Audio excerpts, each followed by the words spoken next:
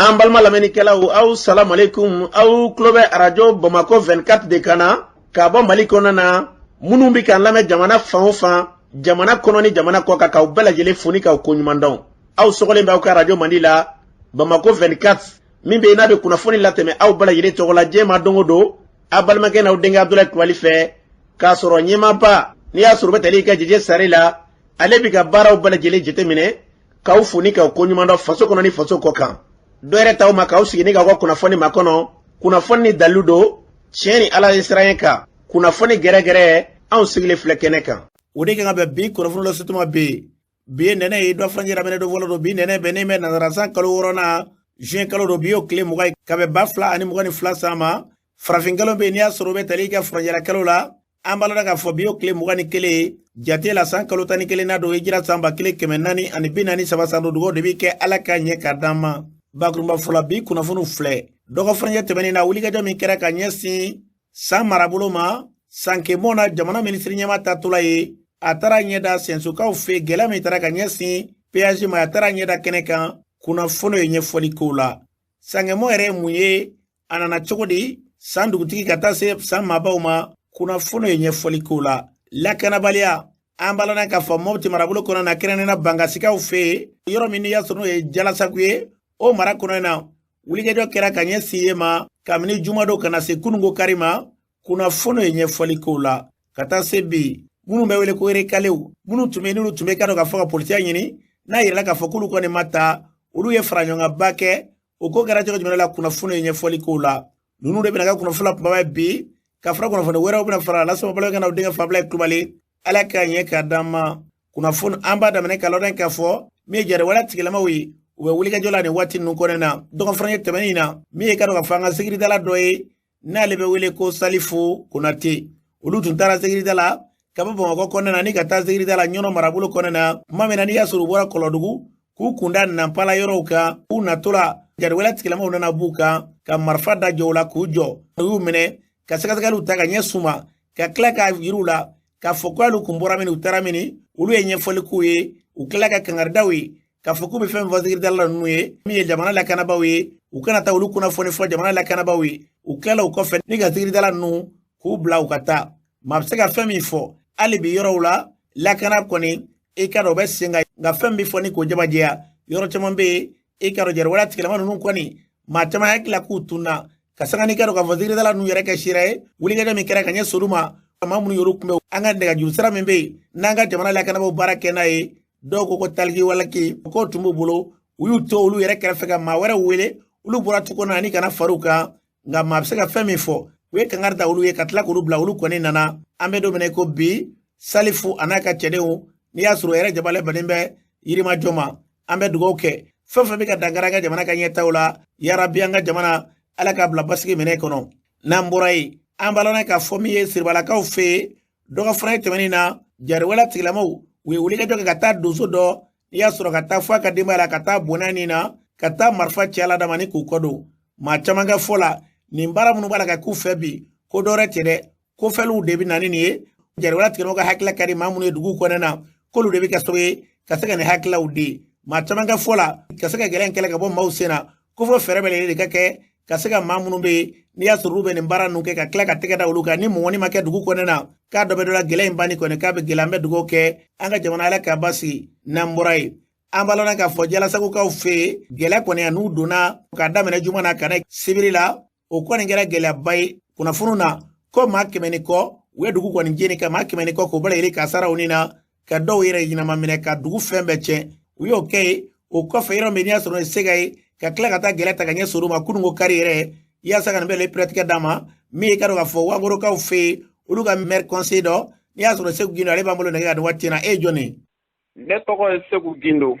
ne ye conseil communal de ne bɛ bɔ Banka cercle la commune bɛ wele ko Wankoro. Segu Gindo an ye kunnafoni sɔrɔ Bangasi marabolo kɔnɔ na ko wulikajɔ kɛra ka ɲɛsin dugu min n'a bɛ wele ko Jalasagu ko marifatigi jɛkulu dɔ kɛrɛnkɛrɛnnena jariwala tigilamaw k'u nana gɛlɛya ta ka ɲɛsin ye ma sibirido ko ka yen jeni ka cɛnnibaw kɛ ye ko dugusajɛ ko kura n'o bɛnna kunungo kari ma k'u tila ka taa dugu la sɛgɛ a ko kɛra cogo di Bankasi mara la cɛnni min kɛra Jalasagu a ka bɔ hakili ma an bɛ waati min kɔnɔ sisan n bɛ ka kuma yɔrɔ min na n dusukun tɔɔrɔlen don an famana ka ni ɲɔgɔnna ye jadisiw de nana jalasago u nana dugu entouré moto 300 ani dɔɔni mobili 6 o de b'u bolo u nana jalasago entouré o ye jalasago dugu jeni fɛn minnu b'a kɔnɔ u bɛ se ka taa ni min o taara n'o ye u ma taa ni min o y'a bɛɛ jeni u mɔgɔ ka nafolo bɛɛ ta u ka tila ka bitigi bɛɛ jeni o tɛgɛ dara cɛ o cɛ kan u taara ni dɔ ye u dɔ faga jalasago lamini dugu minnu bɛ yen janweli ani janweli kɛrɛfɛ dugu minnu bɛ yen u taara o bɛɛ dugu bɛɛ jeni ka tila k'u ka mɔgɔ bɛɛ faga mɔgɔ hakɛ min sara jalasago ni jalasago lamini dugu bɛɛ lajɛlen mɔgɔ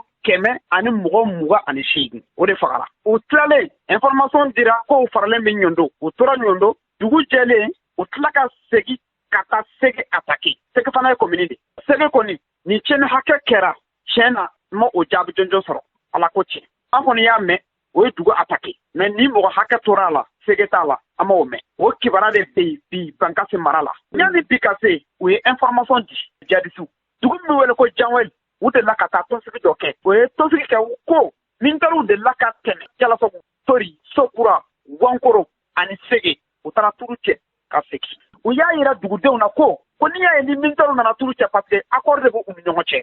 n'i y'a ye ni militaires nana turu cɛ aw ka dugu la ka taa a bɛ sɔrɔ aw de u wele ko ɲinan aw ni hɛrɛ farala aw tɛ sɛnɛ kɛ an ye o information an y'a di faamaw ma u ma kuma in jate o kɔfɛ de u filɛ ka na nin kɛ ninnu ye kuma min fɔ u b'a kɛ vraiment a ko bonyana aw hakili ma quoi musow denw cɛkɔrɔbaw u ma mɔgɔ si to yen o ye fɛn fɛn sɔrɔ o y'a bɛɛ fa o waati ne ye information di lakanatigiw ye ne wele o yɔrɔ bɛɛ u bɛ cogoya min na n ye information d'u ma fitiri masurunya a ta kɛra u sira sɔgɔma de wulila ka taa o sɔrɔ mɔgɔw n'u ka tiɲɛni kɛ u taara bi Bankasi mara bɛɛ siralen anw ka sukun u ka anw lakana u ka na anw dɛmɛ anw ɲɛ t'i dɛmɛbaga la dɛ i bɛ ka tan kɔnɔna na jalasago kan bɛ yen i bɛ ka tan kɔnɔna na sokura kan bɛ yen i bɛ ka tan kɔnɔna na wankoro kan bɛ yen i bɛ ka tan kɔnɔna na sege kan bɛ yen mais o bɛɛ lajɛlen la dugu wuli man bana ko k'a fɔ i bɛ ka maɲan tan fɛ an wulila ka i bɛ ka gɛn fangaw tigiw nana an ko alhamdulilah sisan kɔni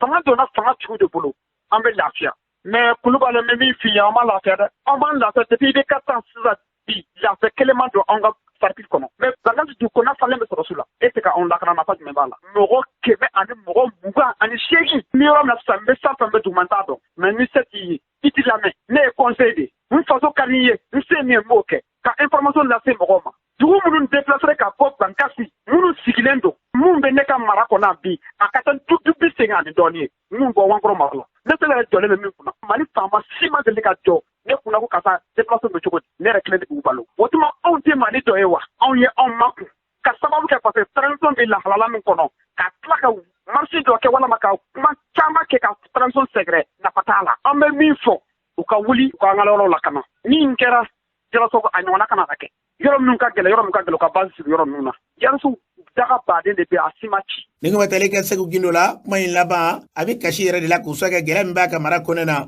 an bɛ fɛn min fɔ gɛlɛyaw n'u bɛ mara kɔnɔ na an ka jɛ an ka gɛlɛyaw kuma kɔni ka se k'o lase k'a fɔ k'a bɛɛ ka ɲi ten k'a sɔrɔ gɛlɛya bɛ yɔrɔ caman na o de bɛ dɔ fara gɛlɛya kan dɔ fana ye tɛmɛnen in na min ye sɔrɔsilakaw ka kunnafonidila yɛrɛ ye n'i y'a sɔrɔ Sulemani ye a y'a yɛrɛ k'a fɔ tiɲɛ don olu bɛ wulikajɔ la nka ni maa min ko gɛlɛya banna k'i ma tiɲɛ fɔ dɛ fɛn min bɛ yen n'o ye gɛlɛya ye n'o kɛra u ka fɔ o dɔ bɛ dɔ la o bɛ kɛ so ye olu bɛ wulikajɔ de kɛ ni kura don ka kɛtaw la jamana basigi ka se ka Mali bilo sira kan an bɛ dugawu kɛ a bɛ ka fɔ cogo min na jamana in ala k'a bila kolo sumaworo minɛ kɔnɔ n'an bɔra yen an balɔnna k'a fɔ polisi kura minnu bɔra ka taa a yirala k'a fɔ ko minnu bɛ yen n'i y'a sɔrɔ olu ka tali ko gɛlɛya donna kɔnɔ na olu ye fara ɲɔgɔn ba kɛ k'a yira k'a fɔ olu kɔni b'u ka hakɛ nɔfɛ u tɛna bɔ ni ka nbɛra minɛ nka min ye welelema da ye u b'o kɛ ka ɲɛsin jamana ɲɛmaaw ma u ye bɔli min kɛ a kɛnɛ kan u ye seereya min fɔ o filɛ an bɔra ka hakilijigi de kɛ parce que n'a fɔra ko an ka bɔ ka tiɲɛniw kɛ pour que an ka bila an ka hakɛ kɔnɔ vraiment an ye Mali bonya o ma ka d'a kan depuis Asimi ye fanga ta ka na se bi ma an b'u soutenir mouvement tɛ yen Mali kɔnɔ n'a fɔra ko hali n'u ye mɔgɔw wele c'est-à-dire k'an wele ko an ye na an ka na transition soutenir an bɛ bɔ a mouvement ka dɔgɔ k'an ma bɔ mun kɔ spécialement yɛrɛwolo debout sur les remparts an tugula yɛrɛwolo kɔ ka transition soutenir u y'an wele ka taa fɛn fɛn n'an taara à travers les canaux de Ben le cerveau ni ale de kama fɛnɛ u ye layidu ta ye ale de y'a fɔ diɲɛ bɛɛ ɲɛna devant Dieu et les hommes ko Asimi ye layidu ta k'a bɛ denmisɛnninw bila u ka hakɛ kɔnɔ a kɛra maliyɛn bɛɛ ɲɛna an ni Asimi ma sigi ka kuma mais an ni Choguel ye ɲɔgɔn ye ne ni Choguel cɛ a tɛ 0 mètre a ye fɛn fɛn fɔ a bɛɛ bɛ yen a y'a fɔ ko lui-même il a subi beaucoup d'injustice mais si toi tu as subi beaucoup d'injustice et que e nana sɔrɔ denmisɛnninw bɛ yen minnu yɛrɛ bɛ injustice kɔnɔ e y'a fɔ an ka dossier yɛrɛ bi parmi les dossiers les plus urgents an ka dossier b'o o la e bolo mais jusqu'à présent kuma caman bɛ ka fɔ mais jusqu'à présent foyi ma kɛ regardez ko in n'u bɛ fɛ a ka dabila kɛ c'est à dire k'u ka responsabilité assumer tiɲɛni mun kɛla u ka réparer a banna sinon trop c'est trop u ye fɛn bɛɛ fɔ avril la min n'aw ta avril tɛmɛna foyi layidu ma timɛ foyi layidu ta la u bɛɛ fɛ u bɛɛ ye layidu ta u bɛɛ de layidu ta bɛɛ y'a ta fɔ ko an b'aw ta mais foyi ma kɛ. ne tɔgɔ ye Jɛnɛbu Jarasuba ne fana ye regale 2019-2020 mɔgɔ dɔ ye 2019 musow tɔgɔ la halisa an bɛ wele mada la anw minnu ye musow ye 2019 kana se sisan ma san joli de don anw b'an ban diɲɛ ko bɛɛ lajɛlen ma an tɛ manamana ko kɛ ko faso in an mago bɛ tenni de la n'o ye jumɛn ye kɛrɛnkɛrɛnnenya polisiya an y'an kunkan an b'o de nɔfɛ wa an jigi dalen b'o de kan an boloma dalen b'o de kan an y'a kɛ sariya kɔnɔ ka sariya bato a fɔra k'an ka kɛ cogo cogo an y'a kɛ ten donc mɔgɔninfin i mana kɛ cogo cogo min na i bɛ to sariya de kɔ ne bɛ n base jɔnni kan kɛrɛnkɛrɛnnenya son excellence Asimu Goyita ani John Choguel u ko Mali anw fana bɛ tugu u kɔ ko Mali n'an bɛɛ ko Mali kelen Asimu Goyita e de bɔra ka n'i jɔ k'anw lajɛ anw minnu ye musow ye n'anw bɛ cɛw cɛ la an ko polisiya e de y'i kan di an ma k'an ka taa k'e ɲɛ b'anw na i ɲɛ b'an ka hakɛ la i b'an bila an ka hakɛ kɔnɔ Choguel o ko kelen anw de taara an jɔ jama ɲɛma i ye layidu de t'an ye k'an ka t'u kɔ anw musow filɛ tɔb tɛ anw si la dɛ k'a daminɛ 2019 la ka na sisan diɲɛ don o don dɔ de bɛ ka fara anw si kan an bɛ kɔrɔ de donc anw bɛna mun de kɛ sisan yala anw ka fantanya de ye nin se anw ma wa anw jigi b'u kan se foyi tɛ anw ye u k'a lajɛ u k'an bila an ka hakɛ kɔnɔ layidu ye layidu di. ni kun bɛ tali kɛ recalew la jamana in basigi o bɛna sira o sira fɛ ala kan ka jamana ni k'a kɔlɔsuma n'an bɔra yen an b'a lɔn k'a fɔ surasi kɔrɔ musow olu ye fara ɲɔgɔn kan ba kɛ Kati u ka fara ɲɔgɔn kan tɛ dɔ wɛrɛ ye dɛ ka se k'u yɛrɛ lakodɔn sanko i ka dɔn k'a fɔ ko bɛ se ka taa ba la cogo min na o y'a kunba de a fara ɲɔgɔn kan kɔnɔna u ye kuma minnu fɔ an k'u ka cira lamɛn. association in sigira sen kan parce que association ba yɛrɛ bɛ yen n'o association des anciens commandants veuves et victimes de guerre bon an nana lajɛ ko an ka musow fara ɲɔgɔn kan pour que an bɛ se ka baara kɛ ka se an ka se ka ye partenaires fɛ ne y'u wele k'u fara ɲɔgɔn kan k'an ka safinɛ dilan nin kɛ donc ne yɛrɛ formatrice safinɛ dilan na ani artemisia donc u nan'o la fɛn caman bɔr'o kɔnɔ a sɔrɔla dɔw bɛ se fini dilan na dɔw bɛ se tigadɛgɛ dilan na dɔw bɛ se baara caman wɛrɛ la partenaire ko b'an na n'a ye partenaire sɔrɔ o bɛ diya n ye pour que an ka se ka jɛ ka baara caman kɛ ɲɔgɔn fɛ. anw ye Kati surasi kɔrɔ musow de ye an bɛɛ faralen ɲɔgɔn kan an bɛ musaka minnu kɛ musaka m'an nabɔ don o don musow bɛɛ bɔ muso ka ca ni nin a bɛɛ de ma se ka bɔ n'o tɛ an tɛ kun yan nka u ma salaya u bɛna tigɛdɛgɛ dilan u bɛ fini dilan u bɛ safinɛ dilan n'a an kɔni sera ka dɛmɛ ka d'an ye. an bɛ yɔrɔ min na bi diɲɛ ka gɛlɛ jamana yɛrɛ ka gɛlɛ an kɔni ye safinɛ dilan in daminɛ vraiment an y'a daminɛ n'an yɛrɛ ka fɔn ye mais vraiment fɔn t'an na an bɛ yɔrɔ min na bi kɔni fɔn t'an na an kɔni b'a ɲini mɔgɔw fɛ ka welewelema da kɛ an bɛ dɛmɛ de kɔni kan k'a ɲini bi dɛ an bɛ dɛmɛ de ɲini na bi parce que jama bɛ ka wara don o don i b'a mɛn ko kura de kɛra veuve cayara kojugu faamaw tɛ se bɛɛ kɔrɔ an kɔni b'a fɛ vraiment ka ko dɔ kɛ an yɛrɛ ye min bɛ se k'a to an ka bɔ yaala la. ni bɛ tali kɛ sɔrɔsikɔrɔ musow ka sira la u y'a fɔ cogo min na ka se ka jamana in bila siratigɛ jɛlen kelen kan yarabi ala ka jamana in bila o minɛ kɔnɔ n'an bɔra yen an b'a lɔn k'a fɔ min ye alamisa tɛmɛnen na sangimɔ sangaw fɛ kɔba min bɛ yen n'a bɛ mɔ san o san 100 ni san 22 an b'a lɔn k'a fɔ o de kɛra kɔnɔna na kɔ in a bɛ mɔ san kɔnɔna na siɲɛ kelen de kɔ in yɛrɛ jɛnsɛnɛli kɔnɔna na diɲɛ bɛɛ jɛ don san dama ta tɛ an ka jamana ma ɲɛmaw olu ma to kɔ ɲinɛ jamanatigi bɛ jamana kunna bɛ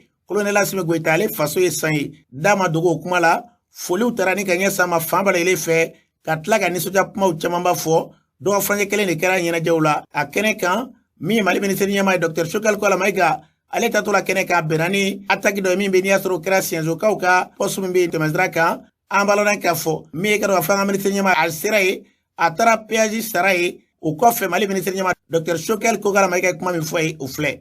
n nana yan ka ci bila maliyɛnw ye ka bɔ Segu ka na san événement ba la min bɛ san Sankemu ne ye n jɔ péage la a bila ne yɛrɛ taara péage wari sara mobile minnu bɛ cortège la bɛɛ u y'o kɛ c'est pas parce que a wari ka ca o ye ka message dɔ ci maliyɛnw bɛɛ ma n'i bɛ yɔrɔ o yɔrɔ quel que soit i bɛ poste o poste occupé poste ba do citoyen simple do e bɛ finitigi o e bɛ administration la o bɛɛ k'i jija n'aw tɛ mission commandée express la avec les autorisations n'a bɔ ka ci la a y'a jija a ka péage sara parce que péage wari débat que gouvernement be se ka siraw entretenu be ba do sira be min jamana ye o ko fenna na san temena kanaya ka message flana ci blaka tamalion bema Mali gouvernement président de la transition ni gouvernement betola ni autorité u betola ka yira ko antenyina Mali domine bu nidi ko nga jamana ka sekijo c'est noya science ya péage che domine na Jonas Komanda Jona o bayira bena l'air là il est correct et tourisi woro lâchement na bi akanka ka fara nana message ci péage su bema ani ma wo mana be posmina baga ni risque pour que Mali jolen katoy nana ulu defo ala ka hina victime bela ikera soldation ikera civil ma wo mana ni tora kelenla parce que beba don ambe kelela ala ka hina ula nana donc gouvernement ni président solidarité ka exprimer péage su be nunu bi ka ni risque ka message black ta maliombe mago minumbe siraka namba yoro garde finitigu péage su ose forêt douaniu ubebi ulu de bu ni risque pour que Mali ka jolen katuye Mali ka se ka kuma kanka Mali hore da me ka sigama nana o message de black di malion bema anga ne an tege di nyoma ni minu sara na manyinu ko anga jamana betani jamana bawbe ujora ni chogo de la jamana do nidi ke jamana ka se ka kishi use min balule mbeto ko se ka jamana jo katani ngoma talika Mali ministre nyamana aya foto mena be ambe kadon jamana ngona na Mali de belegele kanga yere ke kado ka fola kana baye o kofe ambelegele kanga seko ka faso jola seko faso de seka jocho mena ambe dugo ke ala ka keti namborai ambala ka fo sange mo mena tumbo straka o talire la ayre tara kene ka ina fo kuna funu la yalla meto mena ay ni suta kuma chama fo sanga we tegara mena na fambala ile fe ka donga furanyela fanga manyema sanga do ba fu be ministre nyama fo o kara gina mbay o koste fe me dugutigila kawe sandu gutigere ansera le manika nyingal kala moto boli kwani ode kwani ngeleme ka bere kamana gwa ikado sange mo instefe me sanga kwa dugutige ni ya surbe telike baseni Traoré anyin galikale la dugutige kuma mfo ofle to ko alhaji Basen Traoré sandu gutige jamana tigi ya dana nere ka chokolo bat lelela no ye Amadou Traoré jamana tigi ya dana urudela o ko fere sa dugutige ya dana damine Modibo Keita nani Abdullahi inna limin flene en fait centre ni 41 sayan bi adira an san commune mugan duru bela jelen Abdullahi sangue moy an ga ma korobaw no ye ba kore Traoré balansan dugu wolon flale tura makan tani be dugu mina a bora wodera kana san jamana in kanya a folola rojme don so an senfe anana chone mana boni chon anaka wulu unana centre de koroya mamna ni minogo ka asoro ko sebe wulu le kara sababu ye karantera kolombain wulu le kara sababu ye kate kudo jira ino a boni kolon yora anna centre ya centre wo jirisune mi na dembi dun anana iku sere anga bemba ke ka no ye ba kore Traoré ko alhamdulillah wo wulila katuku wulin ko wulu tara kolon jirara akara sababu ye kimi kifa kasoro kana asigi yorora no e centre jirisun koroy ay tora ayala to atarabo sange fanaka adont lema tire kaneka sange bemuruku jiri hali tado jibe no wulle ki shorika do kati kudo jirai sange we kore amfla o moni kene nyinene asanji kema woro ani sanji muga ani flaye mamna ni ji bora sange atara tere kungo kaw nofe kata sigi ka nyefol kuye wuluye ka ajabi ni ademeye kana sange kana tu betige tu intige nugo ka ba adont lema ay ka mugu farare lawye ka mugu faradun mana mugu fara imbidla fam fla be Traoré ka obina tere kungo ka obina mugu faradun Traoré la parana ka ofana bina an fana sinsina wode kan foka na se bima ni mi ma faraka o te boara nga dimson flaka system dota sange mokoro mi ta doye no yo moto boli fana o ma tiya ko ka tiobo bana bataw be sokono ku toro ambe wati mine ko sa faama minnu filɛ an kun n'o ye transition ɲɛmɔgɔ n'a ka premier ministre ye u ye ka sangemo in diya don an na ka u kɔfilɛ an na k'an dɛmɛ yɛrɛ an b'u fana fo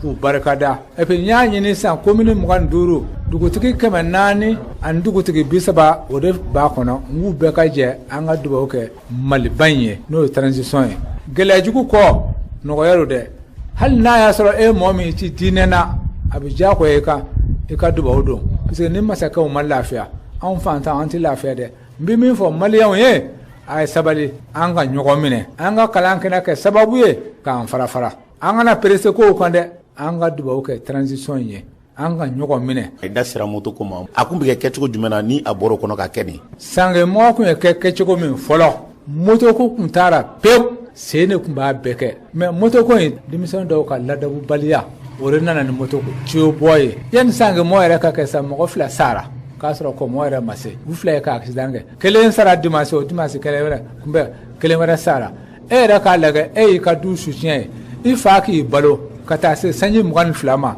e seni magoɲɛ y'i fa n'i ba ye k'olu bolo bɔ e k'i yɛrɛ fa. aw minnu ye dugu kɔnɔ fɛnkɔrɔbaw ye a ye kuma f'u ye min b'u bali nin ko ninnu na wa. an ye ka kuma f'u ye fo ka dan tɛmɛ ne yɛrɛ min sigilen filɛ n ka so dara yan dɔw bɛ n'u dɔn ka ciyo bɔ ko ni ye se ka bɔ ka min kɛ n k'o kɛ ka n sabote ne dugutigitɔ n bonya t'u yɔrɔ a bɛɛ ti delenkaw ye wa kulubali mɔgɔw ye ka fɛn wɛrɛ ye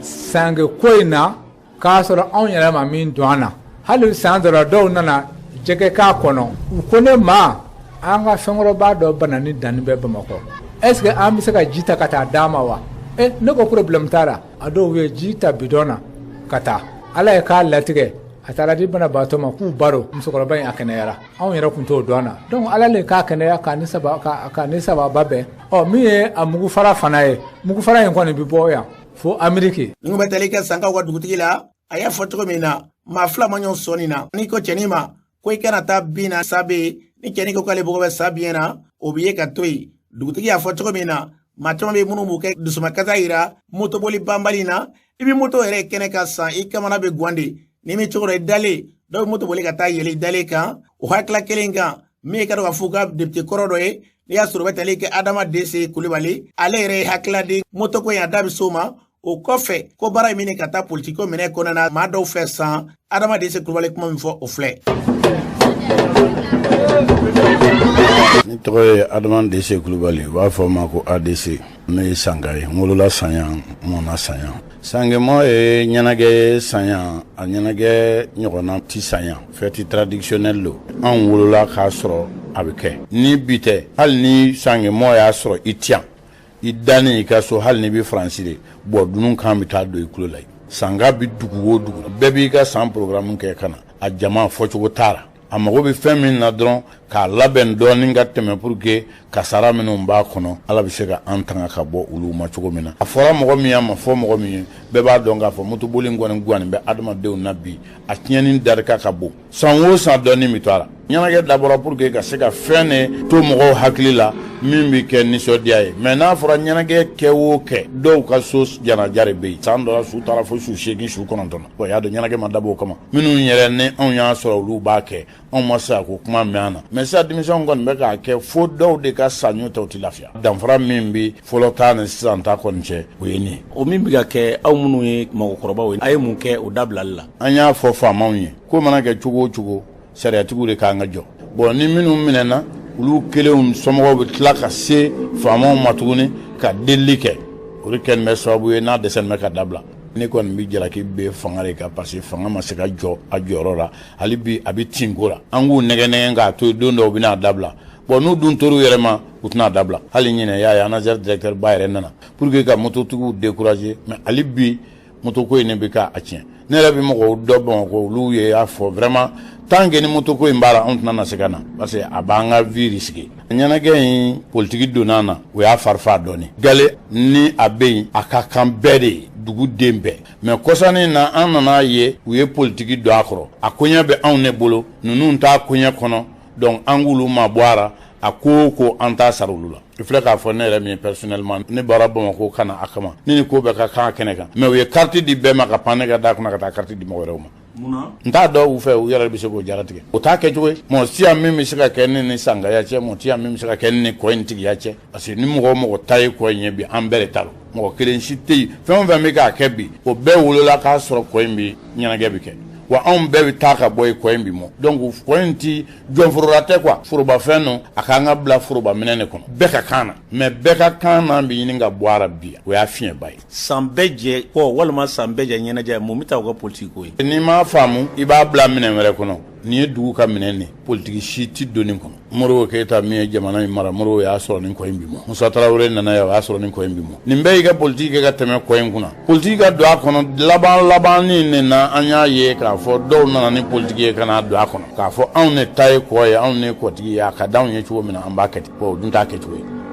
a man kan mɔgɔ sira ka tɛmɛ mɔgɔ si kan forobafɛn no bɛɛ wolola k'a sɔrɔ wa bɛɛ bɛ taa k'a to yan san 100 o ye anw mɔkɛw ta mɔkɛw ye y'a dɔn min b'a fɔ i b'a tigiya kɔni kɛ sisan i bɛ k'i yɛrɛ nɛgɛ ne kɔni bɛ min fɔ dɔrɔn sangaden bɛɛ k'a faamu an ka jɛ k'an bolo di ɲɔgɔn ma ko minnu bɛ an kɔnɔ bɛnsɛnkɔniyaw ni juguyaw ni fɛnw na an ka san bila fɛn bɛɛ ɲɛ san ne ka bon ni nin bɛɛ ye ne bɛ taa san bɛ to yan minnu b'a la olu bɛ taa san bɛ to yan donc an ka bɛn ɲini ka na san ma an kana kɛ an b'a fɔ an dara ye ten caman b'a fɔ bɛn ka di n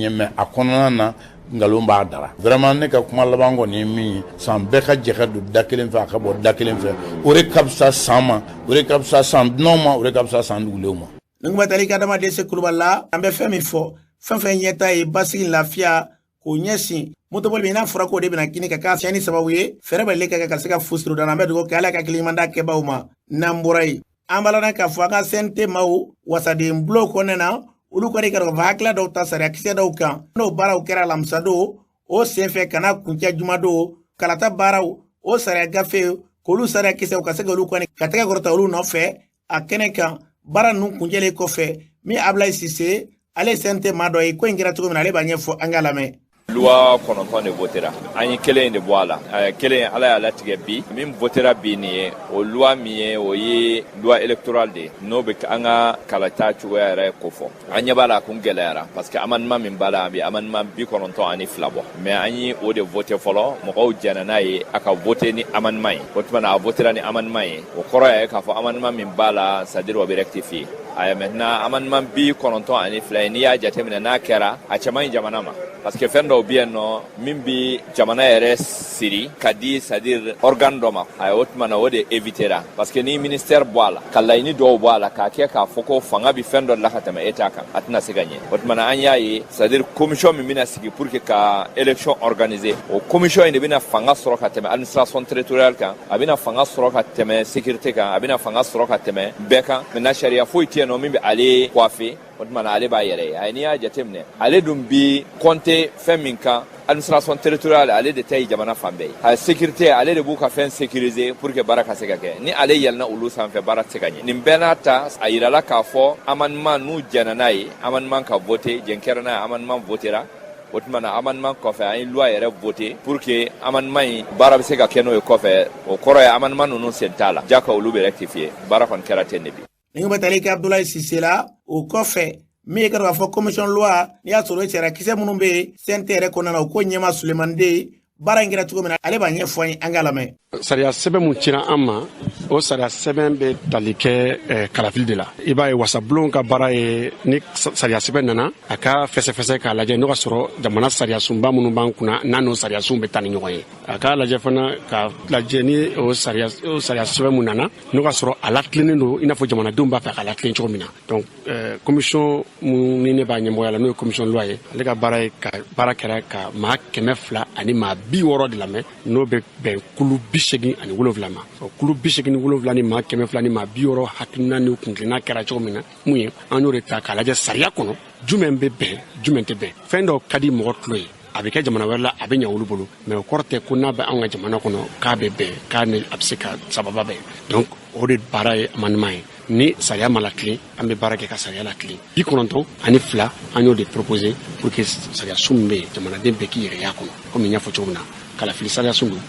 e bɛ kalafili ne bɛ kalafili mais jamana sariya sunba b'a fɔ ko ni mɔgɔ bɛ taa kalafili la i bɛ kalafili tɔn dɔ de tɔgɔ la donc parti politique don donc an y'a ye k'a fɔ o parti politique ninnu n'olu tɛ kalata sɛbɛn in kɔnɔ an k'u bila u bila yɔrɔ la et puis den kunte di kuntiki ko bal den be klubana bal den be nyambana am be sa ko kele am be be la kunte na kele nyina am ba nyini ala fe am be ka be kele ma mbatu kala film be na ke ka chama je fanga kunche ka kunche herela ni kololo ni bashima yala ninga batali ga Suleiman de la ya foto mina fon fenda kari jamana na ya rabbi ala we kalata minke sera kitabu beri kalata ruluka sente konana yi min da kari jamana la ka blo mene kono namburai ambala ka fo gele mun be ni asuru ba kalango soro anga jamana kono la kana bala doni kalan senfe ka se ga fere ke ku kala gere o kara kulu doyi gele mun be kalango ka se ga nyefoli ko la ko ga se ba ngurawi ni ko lu blakata o se we wele blakuna fondlauma ka nyefoli ke Suleiman Touré a konyemaye ay kuma mi fwa kene ka ofle anye mo le sokon ka rapport de le présenter la rapport ni geleamun be école kula jamana do kono ina formali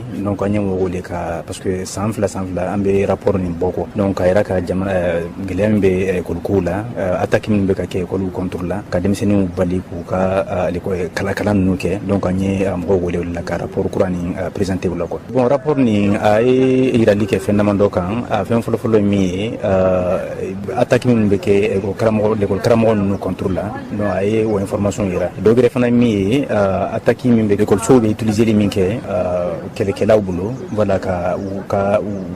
attaque rapport ni wira bo rapport ni fengere fana ira quoi donc mali ko ninta abina fa be ka juya doni sira do fe kata fe quoi voilà parce que anya ira sans présentation la ka foko attaque ou bien menace fo kemen woroni ko voilà mi ira min gila sira koluma disons mali kon na la ko bon disons mali fan bedo famun ni ou affecté lu ni insécurité ni quoi mais ni mo petita ka juwa la ko so voilà parce que ni a bakru bata e ba so mo petita ni ko ni ni roka wala ko bon ko la ni ko ni franchement l'école yi ani dem senu lu sen foite kele kula donc angala ni me ka be sensibiliser akera décision talawiye akera au media mo re akera mo grewe en tout cas fem ni bise ka fendo blanc ay ko ko non la angala ni le pour que beka donc afoko ko fem bese na no e gelea e ko ko non la quoi donc pour que beki joro fa aka attaque ndabla e ko non la ko angala ni wote ningu batalika Suleiman Touré la afratu ko nambe dugo ke jamanai la kana bala membe sango katase kalango ere mabbe akelme so kala so chama be uru datu le manga jamana kono basketball ina ni bela yele yara bela kanga jamana basigi beni kelenya kase go sabatanga jamana fantana ni bela yele fe namburai ambaloran ka fo barakela o somia bi kadamene dog bi segisu ulu munu bi segi akelme so eni asuro patron munu be ni asuro lubuta ubita mamunu fe igaro do bi nyene baguru la bibina ani o kofe do yere be muna barakela muna tada magela bi soro walma barakela yere bi segi chocho mina muna ni watina barakela bi segi so kadamene barakela nunga patron dola kata se barakela doma do bu akla de angulame anne reflero na sansan barakela tini blanga barakela betara barakela nanne mon fina betara barakela foiti ayre de be kan debrisa no andem sanu amano din fidini bi bolo toblu be no yoro franc ani minenko baraka chandon donc nulu be no o yoro franc kam nenko ani ga nyenko donc tobli yere bi debriga tobli la ka toblike anga mesisa na be ayre de ba be la jelenke o de be insano ite se ka foko i betani do ye bara yoro la na koni be fere ni abiga ko chama no ya parce que na ki na bi ya dem sanu ko rebi na ne bola bara la kana iga anki ga toblim ko go ko asura le equipe dem sanu la wa samia na ko na akagbele bebe taso boy bi na kelengele mi soro feno be prix élevé sabe mo de metoro abi de me parce que ibe kunta be seni bolo ta quoi mais na fara ku bebe takata nyogo fo taka wakati bebe benkele ma dute soro am senge kata rusi kono parce que na mangi bawo mako bana am ta senna quoi am ta an korka ka kono la walma an korom su ka kono walma am ta samye kesu ibi ya programme ne ke ka be ya barakele ruma ya fe ya baraka di frère de ire di ka fonta ki ga bara organiser ka be ire mani ka emploi du temps organisation de ni organiser bi se ka ke mais mo bo barakala tali do kon ba ke sale ka me do ba ke pour que ibita barala ya se ha jantu ka fonne ko fe chuga mina ningu batalika mado kana munu ye patronu ye katase barakela were ma fura chugo mina jonkolola o ko kumbai netininge walma salia ya chamaye anga njo ankolola kanji yanyere fruso tiando barakela joro kabo nga mi karo kabo doge bale ere o chaira de o de kama chama bebe ni barakela ute uluti lama ere fieu wa barakela do ba do bulu e ba fo ala uludla o ye karo kabo barakela nundla ka fo ko hage be soro barakela nu ere fe dɔw yɛrɛ ka mérite soma fiye n'u y'i ta baara la ka ban olu tɛ yɛrɛ filɛ maa ye nka n'a baarakɛla dɔw tɛ i b'a sɔrɔ dɔw bɛ yen hali ka minɛn ta ka bila minɛn kɔnɔ o ma nɔgɔ u ma n'u taara olu de bɛ kɛ wa ne ka gɛlɛya caman ne k'o sɔrɔ o de kama ni cɛsiri ma kɛ musolaka caman bɛ yen olu banna fɛn kɛ ma ko baarakɛla o de kama ko yɛrɛ caman bɛ yen minnu bɛ yen n'i y'a sɔrɔ u tɛ sira sɔrɔ k'o sɔrɔ kɛ balakaw kan ka fɛɛrɛ bɛɛ tigɛ ka baara kɛ n'o kɛra e ka olu bɛ ɲɛni min kɛ denw b'o nafa sɔrɔ nka balaka caman bɛ yen olu banna baara bɛɛ ma k'a bɛɛ ye baarakɛla o de kama den caman bɛ yen olu yɛrɛ bɛ ka kɔlɔlɔ sɔrɔ an bɛ dugawu kɛ ala ka hakili ɲuman d'an bɛɛ lajɛlen ma n'an bɔra yen an bɛ taa jamana kɔkan na Umu Danbɛlɛ mun b'e bolo bi an karamɔgɔ an taga Burkina Faso jamana kan Burkina Faso donatɛmɛ fanga ɲɛma Poli Heri Daminba a ye taama kɛ a ka dugumisɛnnin 2 bonyanko la ka jira ka lakana tigilamaw la k'u ka baaraw ka caya ni waati in na a y'a jira fɛnɛ ko se t'an ka marabolo la ko maajugu minnu bɔnbina a ka dugudenw kan ka maa caman ɲɔgɔn bɔnɛ u ni na a ye tasibila kɛrɛnkɛrɛnnen ta ka ɲɛsin olu ma n'an bɔra an bɛ taga Nigeriya jamana kan Nigeriya polisilakaw y'i sera ka tɛgɛ da sungurunin 35 ɲɔgɔn bonyanko ka dunanjigi so dɔ la a jirala k'a fɔ ko maajugu dɔw de tun ye waleya dɔ ta ni sungurunin ma 35 ɲɔgɔn in na wa jamana kogodunya fanfɛla fɛ ka jira k'u bɛ taga ni sungurunin ninnu ta ka taga u feere k'u si bɛ taga san 14 ka taa bila san 17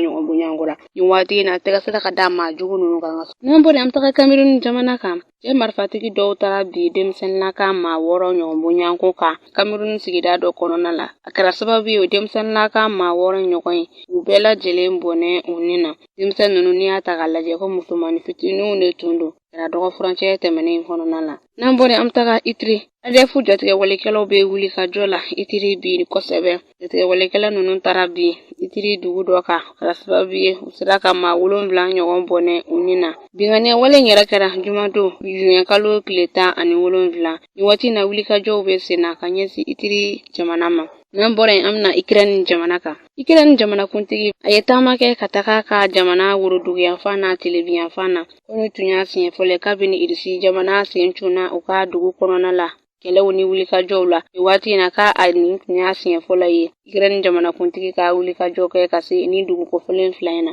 an karamɔgɔ an tɛ min sɔrɔ ni kun dɔ Umu Danbɛlɛ y'a fɔ cogo min na an bɛ dugawu kɛ yarabi ala an ka jamana ka taa se jamana wɛrɛw ma ala ka basigi lafiya ni ko sabati ka foli ni tani ka ɲɛsin bɔla yɛlɛ ma si ani a lamini nin dɔw furancɛ in bɛɛ lajɛlen kɛra an bolo san marabolo kɔnɛ na kabini tarata don ka na san sangema kɔfɛ ka na i ka dɔn ka fɔ arajo yɛrɛ ko anniversaire la n'i y'a sɔrɔ bɛ si o yɛrɛ bɛ san marabolo kɔnɔ sanba kɔfɛ o baaraw kɛra sibiri don a kɛra bonyaba ye min ye ka dɔn ka fɔ arajo yɛrɛ ko ale dukɛnɛma la si bɛɛ lajɛlen tun bɛ kɛnɛ kan nasabaralakaw ka fara i ka dɔn ka fɔ worontonakaw ninnu y'u tɛgɛ di ɲɔgɔn ma kosɛbɛ ka denfa min bɛ yen n'i y'a sɔrɔ ye Samuel ye ka se ka wulikajɔ kɛ ni k'ale bolo ma kɛ kosɛbɛ Mariam Sataw a ko denbaya min tun b'ale bolo a kɛra bonyaba ye ka taa se ko yɛrɛ sababu ɲuman n'i y'a sɔrɔ bɛ tali kɛ jangɛnɛ jara la ka fara arajo Adama Sankumana a n'a ka cɛdenw bɛɛ lajɛlen ye dugutigilakaw ka taa se mɛrilakaw ma bɛɛ tun bɛ kɛnɛ ka dabara y'a bila 2 de bɛ la e ka dɔn yɛrɛ tun bɛ kuma bara la maaw bɔra fan bɛɛ lajɛlen fɛ si marabolo kɔnɔna na k'aw fo aw ni dunankɛni ladon k'aw bɛɛ fo ka waleɲuman dɔn kununko kari an taara kɔma ni tanapo ka taa ɲɛ da ale ka yɔrɔ kan n'i y'a sɔrɔ o ye kun ye o sen fɛ o kɛra i ka dɔn ka fɔ nisɔndiyakoba ye jama ka bɔ k'an sɛbɛkɔrɔ fo k'an tanu k'an barikada fo k'an jɔn an yɛrɛ la an bɛ foli di kɔma ni tanapo n'a ka maaw bɛɛ lajɛlen ma k'a daminɛ an ka kɔɲɔmuso la n'o y'a ka musokɔrɔba ye ka taa se dugulama bɛɛ lajɛlen ma ye sira kan an jɔra yɔrɔ caman na maaw ka foliw ta ni ka ɲɛ san ma ka an jɔn an yɛrɛ la an b'aw bɛɛ fo ka waleɲuman dɔn si n'a lamɛnni ka foli d'aw ma nin ye kɔrɔlenko ye kabini sɔmiɲɛ tɛmɛnen na an bɛ baara kɛ arajo caman sanfɛ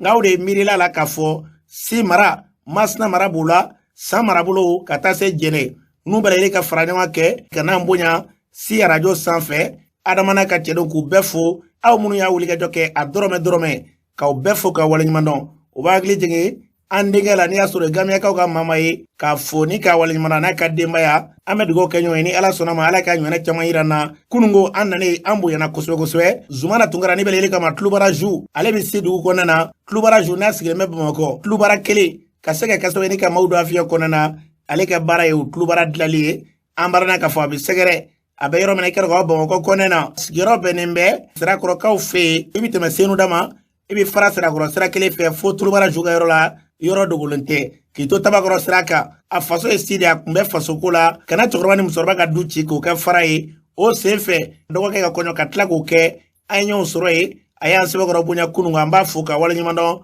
Zumana Tunkara bɛna yɛlɛ kama tulobara ju waleya fɛn fɛn bɛ n'i y'a sɔrɔ n'a kɛra yarabi ka bala yɛlɛ foni ka waleɲuman dɔn ala ka nin ɲɔgɔn caman ni k'a yira ne ni aw kelenkelenna bɛɛ lajɛlen la